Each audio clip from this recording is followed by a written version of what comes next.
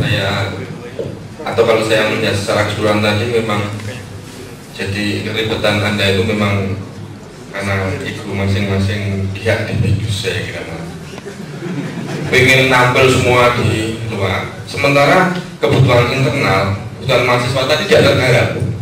Sebenarnya yang ingin saya lihat bagaimana WordPress mendukung misalnya mulai dari register ya, pendaftaran, kemudian bayar SPP, ambil KRS, ambil berapa dan sebagainya, itu kira-kira bisa nggak mendukung WordPress? Apakah itu sudah disentuh atau belum, atau memang karena selama ini masih terbebani oleh permintaan dari masing-masing lembaga itu sampai yang harus berkreativitas seperti itu mungkin yang ingin saya tanyakan justru bagaimana sebenarnya misalnya WordPress bisa mendukung sistem pendidikan. Kalau ini sebenarnya bukan hanya untuk pendidikan, artinya bukan khas pendidikan, ini lembaga yang besar yang pengen melayani semua pihak tetapi dibatasi dengan domain mungkin atau tiga domain utama tadi ya, coba berputar di situ aja, akhirnya kan memunculkan kita pusing-pusingnya gimana mengatur semua di kandang itu tidak lepas kemana-mana kan gitu. Mungkin dari sisi tadi soal misalnya digunakan di pendidikan yang khususnya langsung berkaitan dengan internal, kebutuhan mahasiswa, kebutuhan legislatif dan sebagainya tadi. Terima kasih. Jadi gini Pak, satu permintaan buat yang kita tangani saja belum beres Pak, masih banyak. Kedua, baru tahu. Kedua, memang itu sudah digarap oleh divisi yang berbeda Pak. Jadi saat ini memang fokus kita baru di komunikasi ke masyarakat dan industri. Untuk yang itu internal pun belum kita garap. Makanya di awal saya mulai presentasenya dengan memang proses di pendidikan itu ada 3, tapi karena keterbatasan resource dan lain hal, kita baru bisa menggarap hal yang seperti itu. Sebenarnya divisi kita juga terlibat di sana, tapi tidak melibatkan WordPress. Kita gunakan WordPress, tapi nggak untuk ini datanya, store datanya. Mungkin nanti Mas Denny bisa cerita masalah itu, tapi kita gunakan WordPress untuk mendisplay datanya aja. Jadi ambil dari API-nya sistem buat penyimpanan riset kita, dipakai untuk mempublikasikannya. Sederhananya gini Pak, kalau WordPress membantu kita untuk mempercepat sesuatu, kita gunakan itu. Tapi kalau ada yang lebih efisien, kita pakai yang lebih efisien.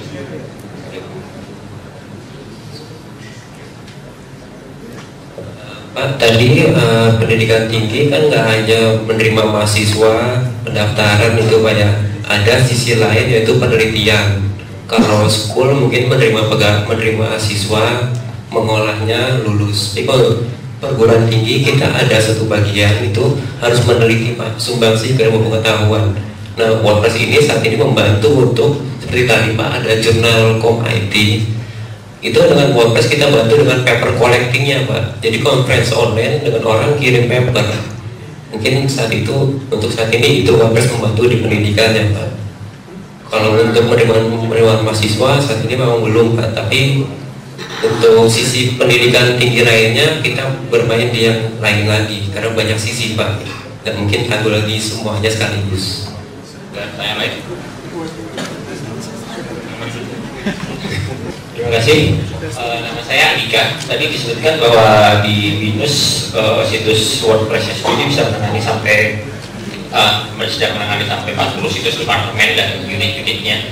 Itu apakah masing-masing departemen ada adminnya sendiri-sendiri? Apakah punya kebebasan juga untuk men-customize template-nya, menambah fitur-fitur plugin-pluginnya, dan dari adminnya sendiri konsekuensinya gimana? Gini 40 jurusan, enggak jurusan 40 website ini enggak hanya jurusan dengan biro. Jadi ada juga biro international office itu menggunakan juga. Mengenai adminnya, ya mereka punya satu masing-masing admin. Jadi stepnya adalah kita develop webnya beserta timnya. Setelah itu kita berikan pelatihan cara mengisi konten. Mengenai mengganti tim, plugin itu mereka tidak kami kasih akses. Tapi jika ada kebutuhan, saya butuh forum nih, kan banyak plugin WordPress Pak.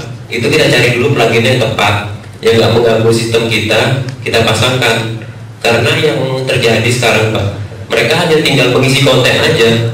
Itu ya namanya manusia kayak agak susah, tinggal ngisi konten aja, apalagi disuruh ngurusin Teams, plugins, ya konten aja susah Pak. Jadi kami membantu, ya kalian fokus aja isi artikelnya biar web ini hidup, karena web 2 hari nggak maju aja itu udah nggak bagus. Jadi mereka fokus aja isi kontennya. Jadi mereka kita kasih pelatihan cara isinya gini, mereka berjalan sendiri, kita lepas karena kita sudah percaya dengan sistem keamanannya WordPress. Gitu Pak. Pertanyaan lain? Itu mungkin di belakang yang sampai kiri. Terima kasih. Assalamualaikum warahmatullahi wabarakatuh. Waalaikumsalam. Sebelumnya perkenalkan, nama saya Adam dari Universitas Muhammadiyah Yogyakarta. Pertama saya ucapkan selamat kepada Binus karena dari sisi tampilan dan dari sisi idenya tadi Binus adalah universitas terbaik versi saya. Terima kasih Mas. Yang kedua saya ingin bertanya soal yang non teknis ya. Jadi kalau di kampus saya sendiri di UMY itu kita sudah menggunakan WordPress juga untuk main site-nya dan hampir 80% pakai WordPress juga. Cuman kita punya kendala non teknis yaitu bagaimana caranya WordPressisasi semuanya, karena di masing-masing stakeholder itu atau di masing-masing unit ada beberapa yang punya keinginan websitenya itu bukan WordPress tapi pakai yang lain, misalnya Joomla dan sebagainya. Padahal dari segi maintain dan sebagainya tim IT-nya itu lebih cocok dengan WordPress karena bahasa Jawanya isone nungguin Pak. Ya, yang kedua karena harus belajar hal lain ya kalau belajar Joomla dan sebagainya. Nah, dari Binus sendiri bagaimana tipsnya untuk bisa di-share ke kita? Bagaimana supaya unit-unit yang lain itu bisa menerima WordPress sebagai platform secara umum yang dipakai di kampus begitu. Terima kasih. Oh iya, satu lagi, kalau boleh diinformasikan bocoran trafficnya per hari Binus kasih ID berapa? Ya, terima kasih. Terus mengenai sebenarnya itu lebih ke manajerial ya. Kalau lebih ke manajerial sebenarnya akan lebih tepat bisa jadi promosi. Besok manajer kita akan bicara, manajer dari DMD pada Numidiat Moko. Itu akan lebih tepat kalau beliau yang jawab mengenai meng-push ke pihak Word dan divisi lain untuk setuju menggunakan solusi yang kita tawarkan. Tapi sepengetahuan saya, mereka itu kan pasti ada kebutuhannya. Asalkan kita bisa tunjukkan kalau WordPress itu menjawab kebutuhan mereka, harusnya sih mau gitu. Tapi kalau nggak bisa jawab itu ya nggak bakal bisa, pasti ikut aja. Atau mungkin jadinya mereka tahunya juga sama, mereka tahunya Joomla doang gitu, atau tahunya yang lain doang gitu, itu bagiannya. Tapi sepengetahuan saya, kalau yang kita tawarkan sesuai menjawab kebutuhan mereka lebih baik daripada solusi yang mereka inginkan, harusnya lancar-lancar aja. Tapi lebih tepatnya coba tanyakan pertanyaan yang sama besok kami bisa tanya. Kayak pagi pada itu. Lalu mengenai traffic, kayaknya tanyakan besok juga nih. Salah-salah, ada masalah gitu. Kalau ini gitu Pak. Terima kasih. Ada pertanyaan lain? Ya, nama saya Andri. Yang saya mau tanyakan itu saya tertarik sama yang Binus Calendar tadi. Mungkin bisa sedikit cerita sih itu bangunnya kayak gimana, atau itu dibuat seperti plugin. Nah, terus sama yang saya tanyakan, kan pasti untuk Binus Calendar nanti pasti ada data-datanya. Nah, itu kan apa dibuat post type, dimasukkan post atau buat tabel baru atau gimana? Mungkin itu aja. Untuk Binus Calendar itu kami menghindari membuat tabel baru. Jadi kalau nggak ada, sih kita gituin. Kalau nggak usah banget bikin tabel baru, jangan bikin tabel baru. Mending gunakan yang sudah ada di WordPress. Karena kalau ada security hole segala macam, pasti ada patch dari WordPress kan. Jadi kalau bisa solusi yang native aja. Untuk yang kalender itu, untuk yang kalender itu satu di event utamanya dia pakai post biasa. Untuk metadatanya kita simpan di custom field itu sih post meta ya.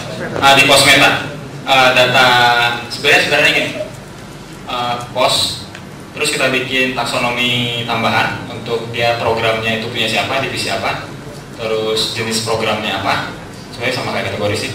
Terus post metanya itu paling kita simpan start date-nya, karena kan bedanya itu post kalau di WP post, di tabel WP post itu dia cuma simpan kapan post itu dibuat, sedangkan eventnya kan bisa beda ya. Kita simpan di post meta start date sama end date-nya, lalu nanti kita query-nya berdasarkan itu. Sebentar, saya sambil lupa. Oh ya, lalu event speaker, event speakernya juga kita simpan, lalu event location biasanya venue-nya di mana, itu kita simpan di post meta. Query-nya nanti berdasarkan post meta, bukan berdasarkan. Nah itu tadi kenapa di extend, karena komponen XML RPC defaultnya WordPress nggak bisa nge-query pakai post meta. Nah kita bikin itu. Yang penting tuh kita tahu, kita cari tanggal tertentu, apakah event itu dimulai di tanggal itu, apakah event itu diakhiri di tanggal itu, atau di ongoing event, apakah event itu berada di antara tanggal itu. Jadi disimpan datanya pakai, kalau kita pribadi pakai timestamp aja, pakai unit time. Sisanya cuma ya pinter-pinteran styling aja lah. Jadi kurang lebih seperti itu. Tanya lain. Untuk pertanyaan terakhir, ini gimana yang kasih pegang mic ini? Gimana? Assalamualaikum warahmatullahi wabarakatuh. Selamat sore semuanya. Saya Yogi. Bisa di-share ya slide plugin custom yang dibuat sendiri. Plugin-plugin apa aja yang digunakan di website utama binus.edu.id sama website subdepartemen lainnya. Oke. Mas, untuk plugin lainnya itu rata-rata nggak major kayak gini ya, paling cuman supporting doang. Kayak ada contact form 7 mas, itu sangat berguna, tapi ada kebutuhan di mana kami butuh tambahan fungsi dari contact form 7. Jadi contact form 7 ini kita gunakan untuk menerima file dari user, tapi ada satu plugin lagi, contact form 7 2DB. Ini menyimpan filenya jadi blok database. Itu kami nggak suka, akhirnya kami bikin plugin baru. Setiap file yang disubmit kita hold, kita simpan di server akhirnya, nggak simpan di blok. Itu satu, sebuah minor plugin aja. Lalu yang lainnya yang mas, yang ada ini limit login, jadi 3 kali login fail log. Terus ada yang limit login log, yang saya ingat itu limit login log, 3 kali login, tapi IP-nya seminggu nggak bisa masuk. Terus jadi kalau mereka bandel kontak kita gitu. Terus ada lagi, ya kita ada custom sendiri buat ads-nya, banner gitu.